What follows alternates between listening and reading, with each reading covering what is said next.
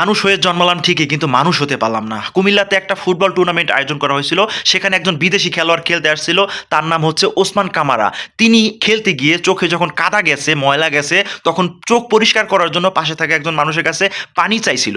সেই পানিটা ওই লোকটা কিভাবে ওসমান কামারার মুখের উপর ছুঁড়ে মারলো, কিভাবে মারলো, আপনারা যদি একবার দেখেন ভাই, মনের ভিতরে মোচড় দিয়ে উঠবে। আসলে কি হইতেছে বাংলাদেশে, মানে এমন কিছু মানুষের জন্য বাংলাদেশের রেপুটেশন খারাপ হইতেছে। বিদেশ বাড়িতে বাংলাদেশের মানুষকে পছন্দ করে না, তুচ্ছ তাচ্ছিল্য করে শুধুমাত্র এমন কিছু মানুষের জন্য। বিদেশি একজন খেলোয়াড় বাংলাদেশে খেলতে এসে তার সাথে ভালো একটা আচরণ করবি। পানিটা তো ওরকম ভাবে ছুঁড়ে মারা উচিত ছিল না, কারণ তুই একটা মানুষ, আর মনুষ্যত্ব বোধ যার ভিতরে আছে তিনি ওরকম ভাবে পানিটা ছুঁড়ে মারতে পারে না। আসলে কিভাবে এই মানুষগুলোকে শিক্ষা দেওয়া যায়, কিভাবে আল্লাহ এই মানুষগুলোকে শিক্ষা দিবে, আল্লাহই ভালো জানেন। মানে এমন কিছু মানুষের জন্য সমাজটা খারাপ হইতাছে, দেশটা খারাপ হইতাছে, পুরো জাতি আজকে লজ্জায় ডুবে গেছে।